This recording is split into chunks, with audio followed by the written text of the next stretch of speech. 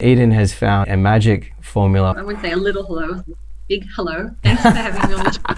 I've always tried to find with copy is the intersection of personality and performance. When it comes to performance, at the end of the day, they're not as important as how they perform. A good tip that's come out of this as well is immediately asking someone out of the gate, what are the split tests you've run and what are the different types of results you've got? The death of third-party cookies has actually been a really good thing for marketing. There's a strap line. I like that one. People will engage with anything if it's interesting to them. Couldn't agree more. I love it. Welcome to the Grow Shop Show, where we talk scaling without the bullshit. So all of our wonderful guests have been there and done that, which means cracking tricky growth problems with fresh and clean new ideas.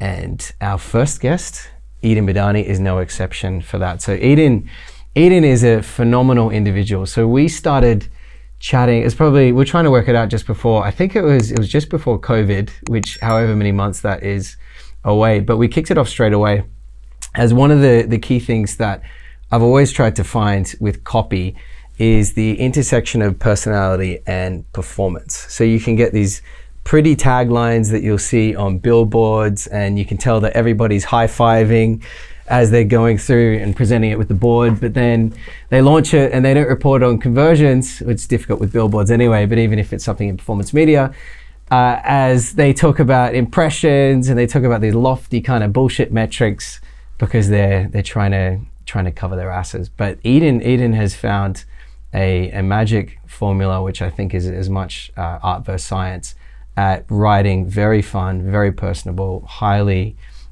still brand focused, because encompassing a brand these days means performance. Really, really fantastic copy. So it is great to have you as our first guest. Eden, if you want to say a little hello to our listeners. Yeah, that's all right. So I would say a little hello, big hello. Thanks for having me on the show. It was great.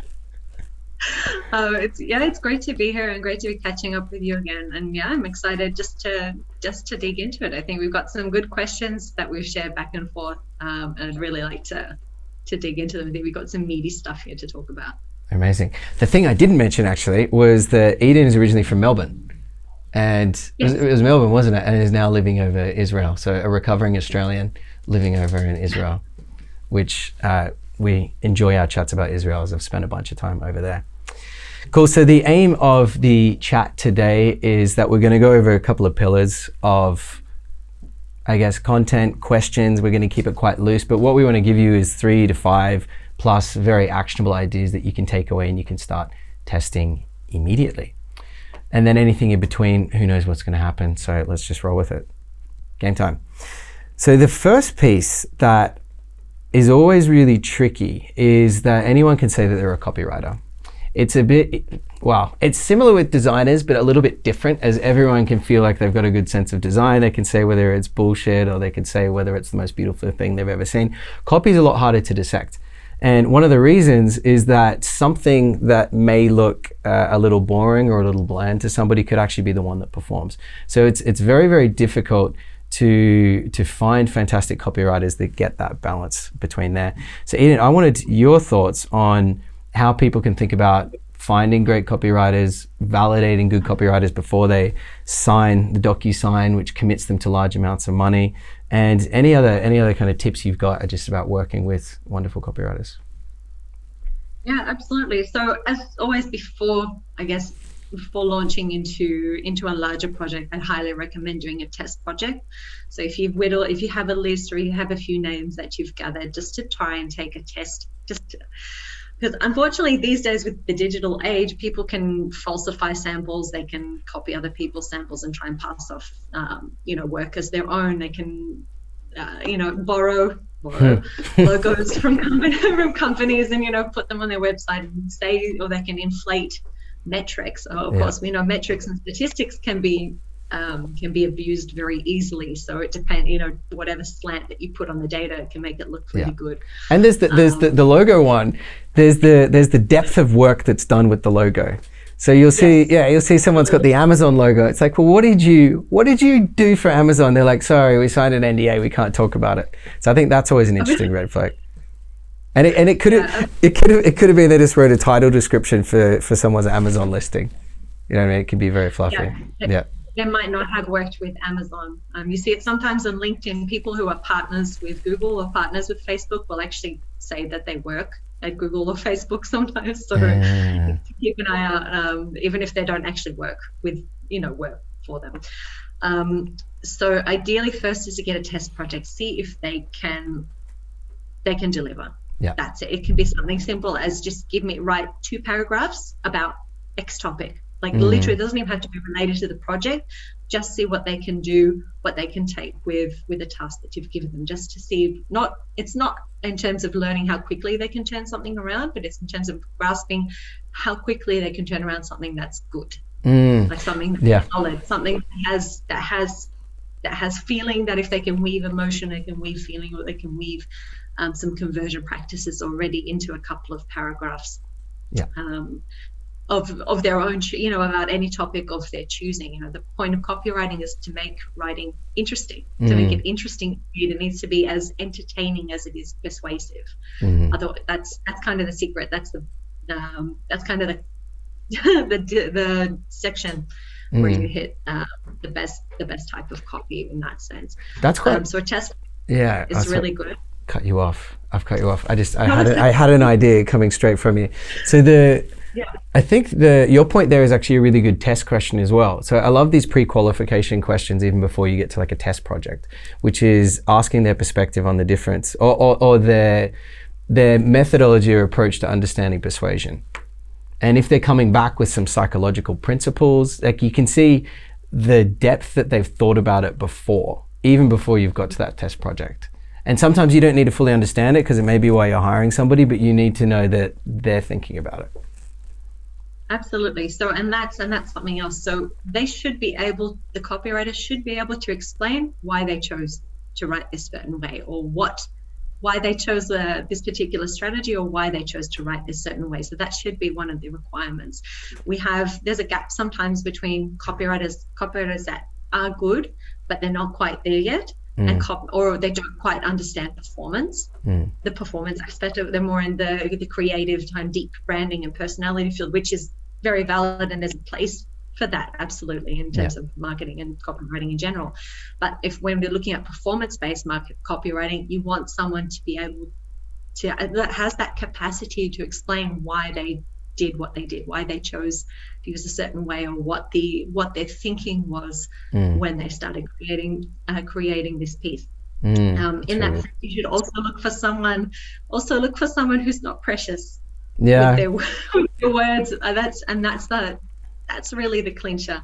I think I was rereading this question yesterday, and I think that is really the key point, because when it comes to performance, at the end of the day, it doesn't. As much as words are important, they're not as important as how they perform. Yeah. So that's what we're looking at the end of the day. So, you could take an ad headline. It's not enough to have one ad headline. You need to have 10 ad headlines. You need to have 3 versions of one copy. You're going to be mixing the media team is going to be mixing and matching them. So you can't just have one great headline and that's it and hope it's going to work. It doesn't work like that. So you need to so ideally you should be getting an understanding if someone feels that their words are very precious and they can't be touched. Yeah. Or if they're open and willing to say, look, it's whatever converts, but here are some really good ideas as to what might convert. Yeah, I think that's really important. I think a good tip that's come out of this as well is immediately asking someone out of the gate, what are the split tests you've run and what are the different types of results you've got? And as soon as someone's got numbers behind what they're doing, you know that they're not potentially just a precious-y type of copywriter-y person. It's someone that's doing it for the outcome. And you know that if someone's been doing it for the outcome, like you do, I don't know which one I'm pointing to. Yeah, I'm going to point to the TV. But you had this from the beginning. And if you checked out your LinkedIn as well, it's just like numbers. And when it's about the outcome, not about the work necessarily that you're doing and being precious about, you know that if they've been doing that for a while, you learn a lot of stuff as well. So I think that's a good tip. Always ask people what their split test results are, which is hard because if you've got like a mid-weighty type of copywriter, they might not have it. And you've actually got to get quite good to be able to get those numbers often from the clients, as they might not be very sharing and caring with their digits. You have to sometimes pick. nicely Yeah. to get the results. Yeah. So, Amazing. Great tips. But when you can get them, it's important. Yeah, completely. And you can even write that into your contracts as well.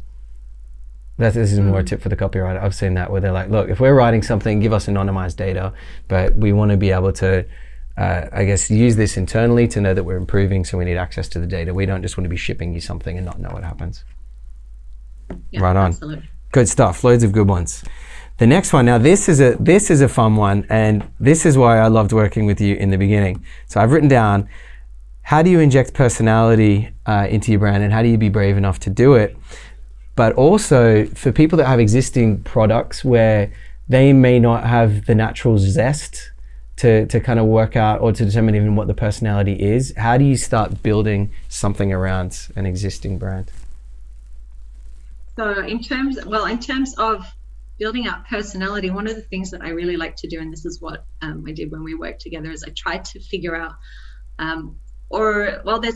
you can take inspiration from a few different things. If you have something that's time sensitive, you can look to what's trending at the moment in popular culture, see if there's a GIF, there's a meme, there's a celebrity, there's some sort of event that's trending at the moment, like Ronaldo recently with his water bottle gaff with Coke versus water, and everyone jumped on it.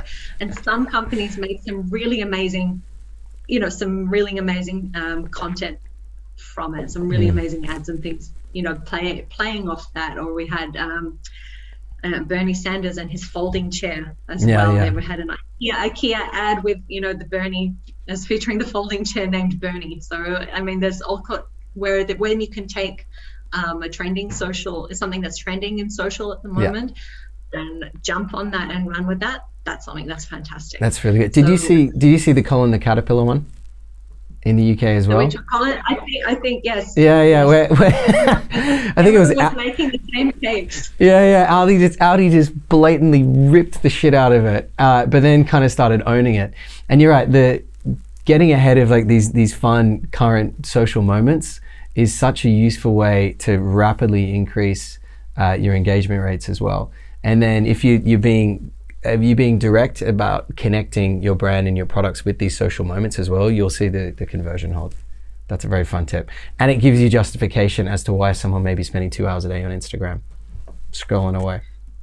Yeah, exactly. I think and that's the thing, again, when people, so just touching on that point, when someone is on a social media platform, they're not looking to read ads. No one ever looks to read ads. Yeah. I mean, no one wants to read an ad. No one wants to read a landing page unless they've actually got there by purpose, unless they had search intent and they were looking for something and they're looking for information, or they know they clicked on purpose and they're trying to get there. What they're looking for is entertainment. They're looking to, for things that are fun. Yeah. Basically, so you can align with their state of mind on these different platforms. That's going to help your ads perform a lot better, both in terms of the creative, but as well as definitely the copy for sure. Yeah. Entirely. In terms of, so also on that note, so if you're struggling to infuse personality into the brand, I think one of the good things to do is to try and pick a celebrity or to pick a famous person that there's lots of video and audio recordings of them and how they talk. So you can try to mimic. That's clever. That can help you start to infuse a bit of personality and a bit of more conversational style into copy. Instead of 50% off, buy one get one free. You start to infuse that personality. You start to, the slang starts seeping through, or the particular style of talking, mixing long and short sentences and things like that. Their natural rhythm. So that starts to come across through in the copy as well. So if you have a particular, I remember a while back I was working with a cosmetics brand, and they wanted the copy in a certain style of a supermodel influencer. So we actually listened, watched a couple of the videos, and then just started trying to infuse that kind of essence into the copy. And so the more you kind of absorb or learn about these people, then that translates over into the copy. So even though it's not explicitly, you can tell it's not explicitly a celebrity, but it infuses that fun feel or that serious feel or that professional feel or whatever, or that smart feel, whatever you're trying to communicate about your brand or what the brand values are. And that helps it come through in the copy in a kind of subtle way. It's really smart. I've never thought about that, listening directly into the celebrities to see how they speak. There's almost two different bits. So I've always approached it from more of like the customer's perspective, but you're right. Listening to this celebrity or the aspirational person takes it kind of here. And then I think you can go deeper into the trenches. Like I used to just trove through like Mumsnet forums, trying to understand, and particularly when it was like a cohort that I definitely wasn't. This is when I was like a 21-year-old, bogan Aussie from Sydney, trying to understand. And you get a project, they're like, you need to understand 35-year-old women now, go hit it. And you've got 2 days, ripping through all the forums. So that was also really useful. And then the other one that worked well is getting a Zinio account and going through all of the different magazines that the people would be reading. So then I guess here you've got like a sandwich. You've got like the aspirational celebrity, you've got like the editorial standard method of communication, and then you've got the trenches, which is where all the customers are chatting.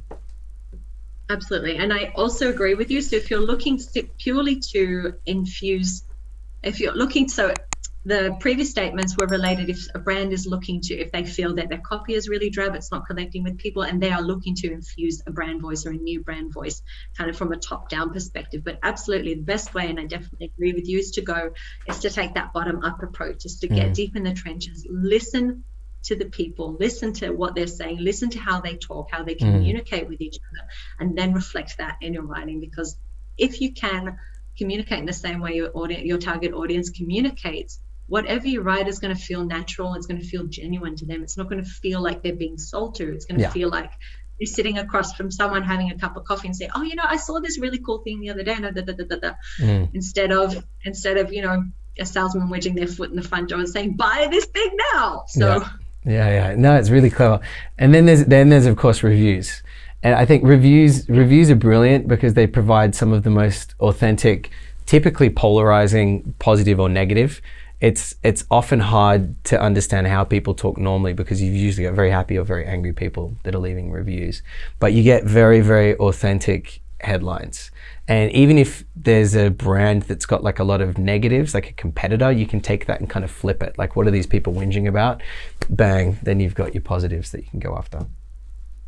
Absolutely. I recently worked on a project, on a landing page project with a luxury workwear bag here in Europe.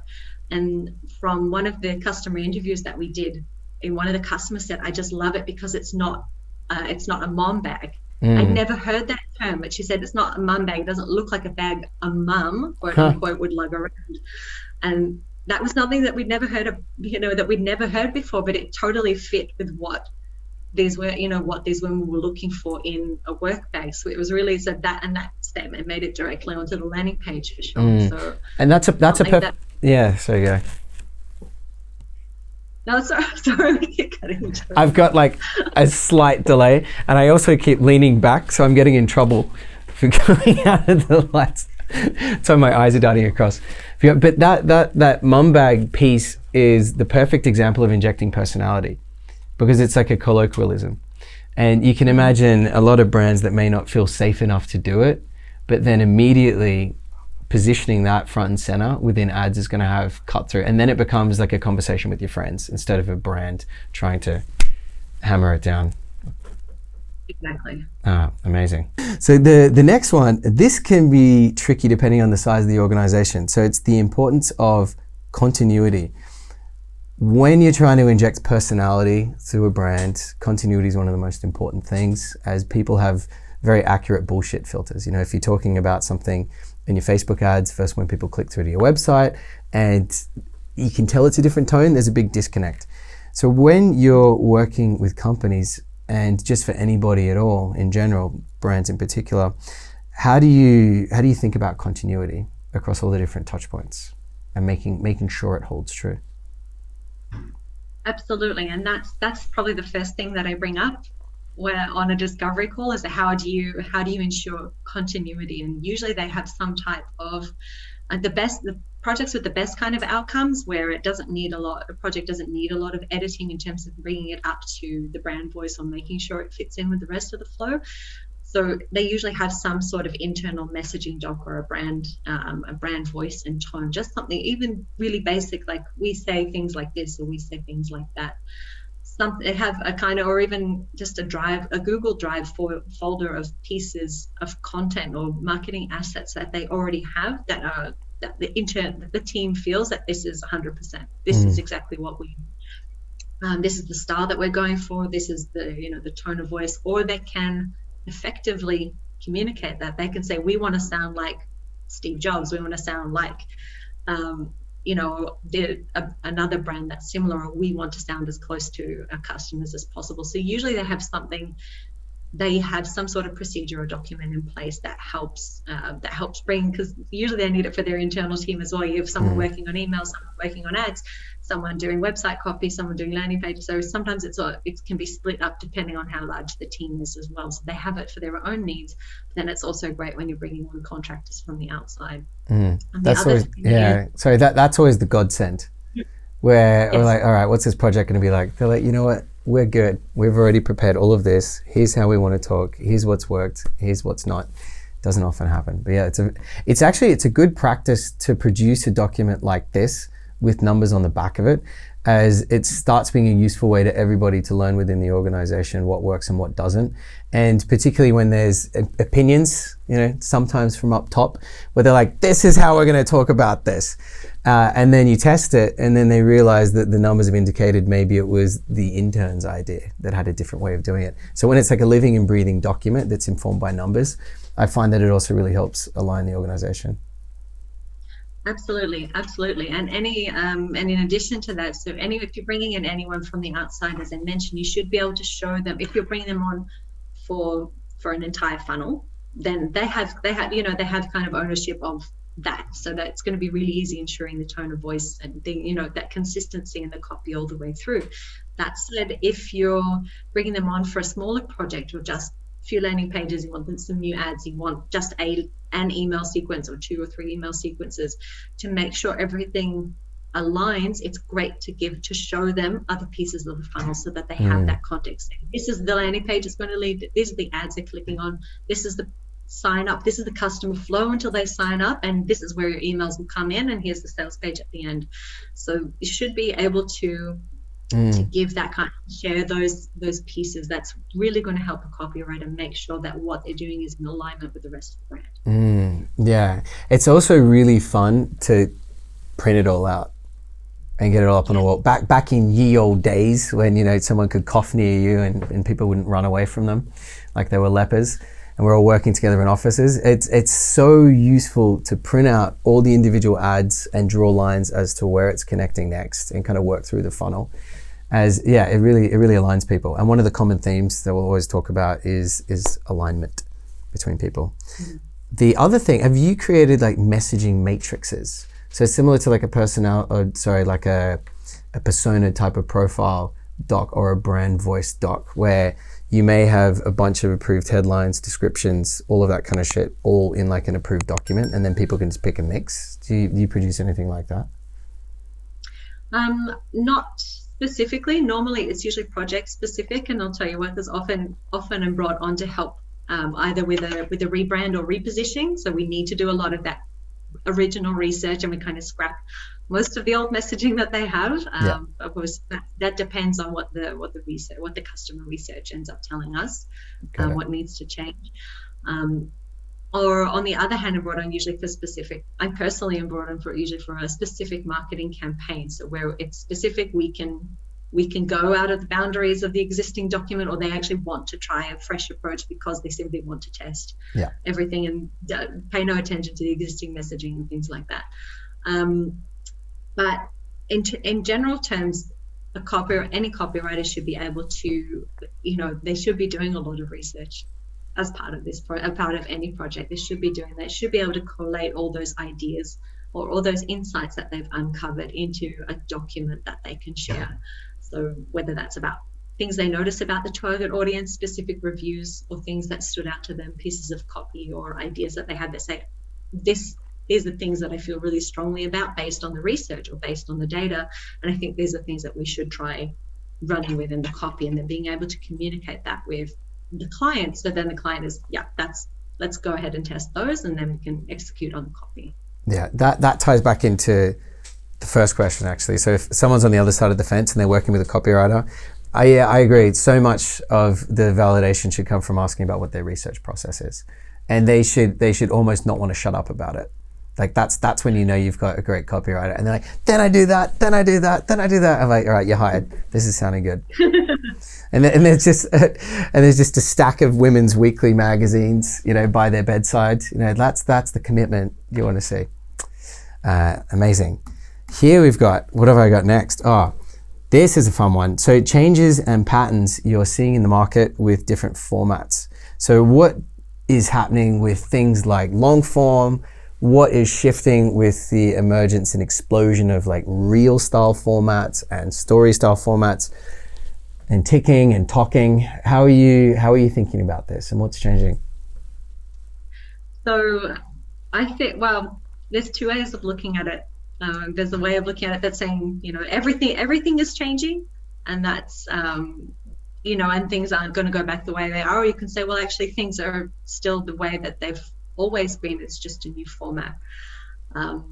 It's just a new way of looking at a new angle, or a new angle from the prism, looking at the same concepts. I think with everyone's like TikTok and Reels and this, and everyone's getting really excited. A little psycho. About the potential. It's made me a little psycho.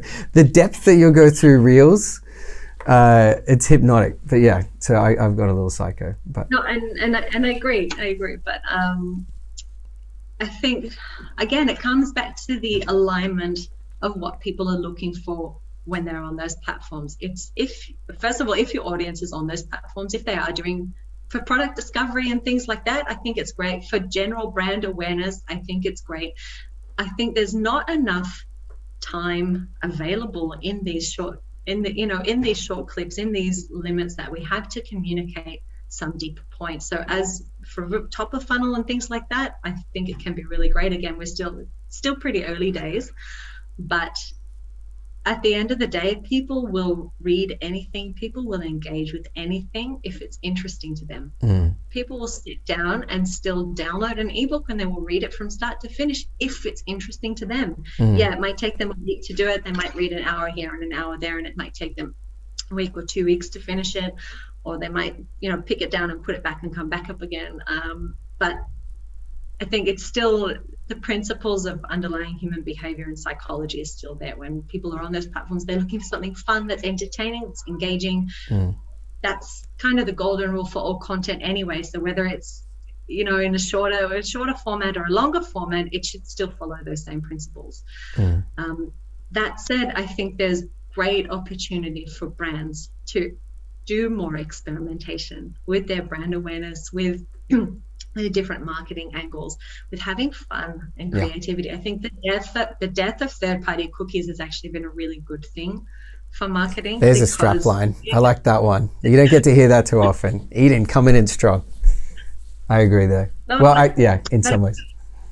In some ways, it terrifies. I mean, and so I know it's really difficult, and everyone I know is really stressed about it. But at the same time, it's like, wait, so what are we really trying to achieve with marketing here in the first place? What are we actually trying to do?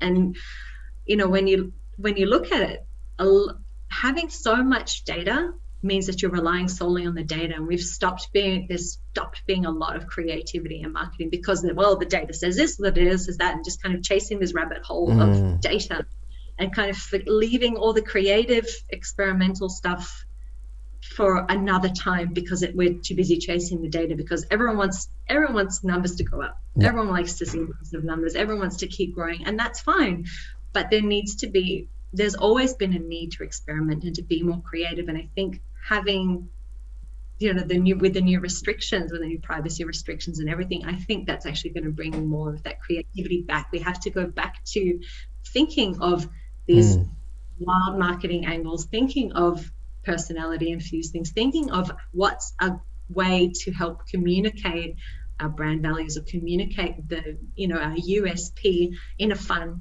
engaging, informative way that people are going to enjoy. Yeah, couldn't agree more. I love it. And I like that it's terrifying a lot of people because it got so quant. When you're thinking about like a performance marketing channel like Facebook, people relied so heavily on the pixels and then the segmentation. Then they ripped a lot of the segmentation capability out, and now people are thinking more about creative. But what happens with essentially the source of the ideation when you've lost any attribution, well, a heavy amount of attribution to try and validate these different ideas, I think you move backwards along the pipeline, which then comes down to the weight of how people create these different ideas. So I think people are going to start focusing on qualitative a lot more. They're going to be talking to people. They're going to be having different types of brainstorm sessions. And you're going to have to go a lot bolder, because if you're trying to validate ideas, even with qualitative, you need to have polarizing perspectives or polarizing kind of entry points to then try and get anything useful out of that qualitative research. So I think, yeah, people are going to be going a bit bolder. So yeah, you're one of the first other people that has been a little bit excited about the loss of attribution. Farewell attribution. It's not going yet. It's not going yet. It's just going to. It's not going. And you're right. And look, it is important. I'm not going to say segmenting is not important. I'm not going to say audience is not important. I'm not going to say that's not, because that is important. All that optimization, that stuff, that is important. But what happened kind of in the last 15, 20 years was that took primary importance. So it's like what the data says versus keeping 10 to 20% of budget just for experimenting, just for putting up an ad with a unicorn head, I don't know, in a hypnotic background, and just people going, what the heck is this brand, or that is so funny, and sharing it, and it goes viral, and et cetera, et cetera, et cetera. So there are so many, I think there are so many possibilities available. Yeah. Now that they have to lessen their reliance on attribution. Yeah, I think so too. The attribution that will never go away, and I'll talk about this loads over all these different chats we have, is money in, money out never changes. Like, you can ultimately look at the amount you're receiving in your bank account, and you can look at the amount that you're donating to Facebook and to Google, and soon to be more to TikTok for us. That never goes away. So then you've got the relative attribution within the individual platforms like Facebook and AdWords, and how our whole approach to attribution used to be money in, money out from like a VP growth level. And then within that, it was like, all right, Facebook, you need to improve Facebook's numbers based on what you're seeing. So we got stuck in red herrings when we were trying to compare perfect attribution between Facebook and AdWords. What happened is if someone sees a Facebook ad, doesn't click it, then they come back via retargeting, does click that, goes back, blah, blah, blah. It was too slow. And instead, we put strategic focus on improving the numbers that we could trust enough. So even with Facebook now, if you've lost a bunch of your attribution, still focus heavily on the creative testing, come up with really bold ideas, and you can still reference whether Facebook's improving versus Facebook month on month, assuming they don't rip more of the guts out. Then all of the recommendations I've made are completely invalid. So please take note of that. Okay, cool. That's changes in patterns. The last one we've got here is examples of companies that you're absolutely loving at the moment. It'd be good to rip apart a couple of those. That's really hard. That's a hard one. Is it because they haven't worked with Eden Bidani? That's why. No. They ain't got the sizzle.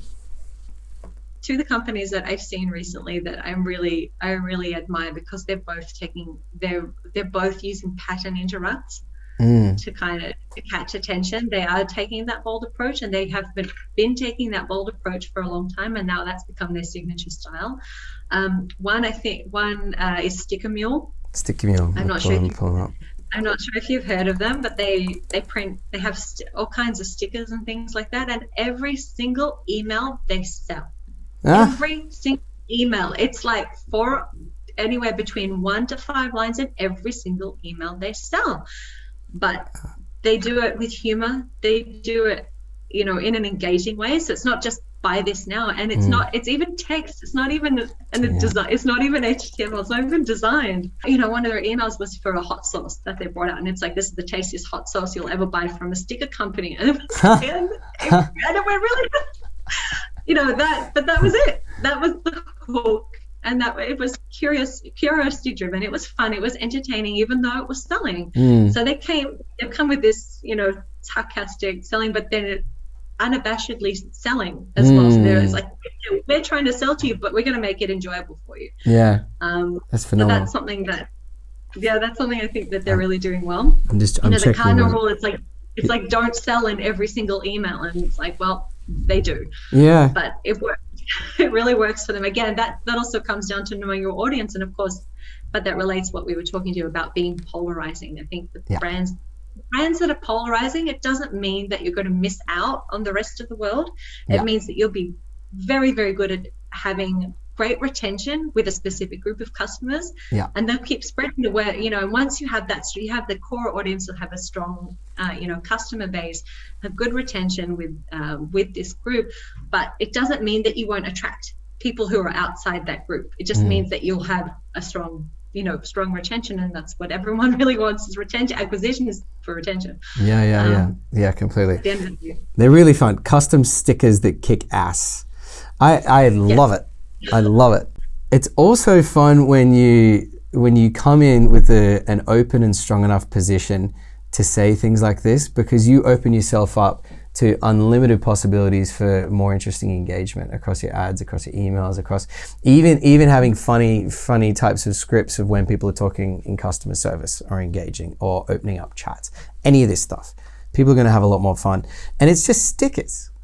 It's stickers. Yeah. So if you're able to make people laugh and giggle when they're ordering some bloody stickers, it's phenomenal.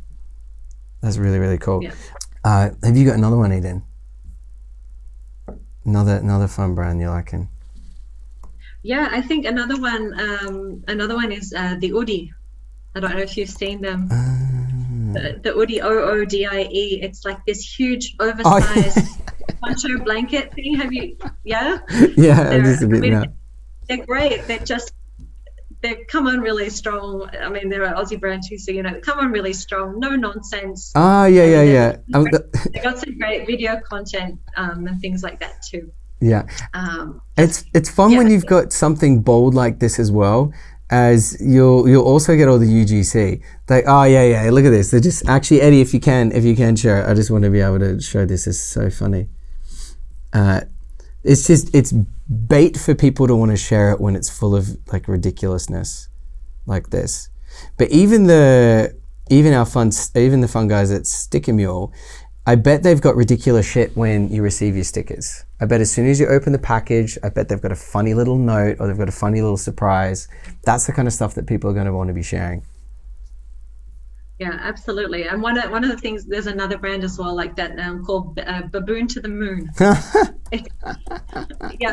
to the Moon. They make travel wear and accessories, and they look normal on the outside, but inside they have these total hipster, blow your mind kind of patterns that you wouldn't even. It looks like it belongs on a Hawaiian shirt, but then even not on a Hawaiian shirt because it's just really trippy. And they're their emails as well, and all their content is just like that's who their kind of theme is, the road less traveled. So really they're highlighting for this specific audience. If you take a look inside any of their bags, you'll see the insane patterns and you'll see what I mean. They're so good. Their emails too, like one of their emails was, what does space smell like? It's like, what? I would not know, and turns out they were pitching a scented candle. Wow, said, clever. But that they named it space, but at the same time they said, well, we can kind of tell you what it smells like, but you really have to buy one to experience it for yourself. So at the same time, it was being genuine, while also pitching the product. It's like, we can't really describe the smell for you. Like, how can you describe the smell? So smart. That's, I think, I think it's one of the best examples of clickbait that has directly then synced in with the product tie. So smart. Yep. I'm looking at all their products now. I'll open one up and show it to the screen. It looks more like a DMT trip than a bum bag. They got some huge bags, duffel bags, things like that. Some amazing things. It's really cool. Where are these guys out of? I've seen them once before. I'm not sure. I think they're in the US. I'm not sure if they might be in the US, but it's really, really tidy. And you're right. And this is a perfect example before when we're talking about continuity of message. But even beyond just a copy flow across all the touch points, the copy sounds like what the product looks like. Yes. Yeah, there's a real tone. It's not like the copy it feels really dry and SEO optimized. Yeah. And then the branding is like fun and looks really cool, but the visual branding is really cool, but at the same, it all ties in together. So again, there needs to be continuity, not just copy between different touch points as you mentioned, but between the visual, between the creatives and the visual branding as well as the copy. Because if there's a disconnect there, then people will just be like, oh, that's a really cool, fun looking reel, or it's a fun looking TikTok, and they click through the brand and it's like, yeah, they're not, they're going to be like, not interested. Yeah. And I've seen that a load of times, particularly with Snapchat, where you could tell a brand was like, it was run by people from a different demographic, and they were like, oh, my young nephew knows Snapchat, let's get him to create some of the content. And then you're right, it's like this cool, edgy young thing, and then it links to like an air conditioning unit. You're like, nah, you didn't hit it. You didn't hit it. Amazing. That is a great example to finish on. So that is it. It has been brilliant. Thank you so much for coming. Let's just recap a little bit about the points that we went through. So we talked about how do you find amazing copywriters? How do you validate the right people? How do you even manage them?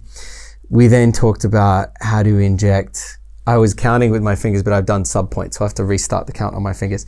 Then we talked about how to inject personality into your brand and be bold, but have continuity, meaning that personality maintains its life. Then we talked about the importance of, I'm up to 3. The importance of continuity when you have multiple people working on different projects. There's loads of really good stuff in there. Then we talked about changes and patterns you were seeing with things such as Reels and Snap, and that a lot of the fundamentals really aren't changing there, but then how to adapt some of those fundamentals to these new touch points. And then 5th, both cameras, we went over some companies that you're absolutely loving, and they were fantastic. A lot learned. That is it. So thank you so much for coming on. As always, it has been an absolute pleasure, and I hope to be talking to you very soon. Yeah, absolutely. Thanks for having me on. Oh yeah, and if people want to get in touch with you, how should they get in touch with you? Yeah, best way would be through LinkedIn. Through LinkedIn. That's the easiest and fastest way.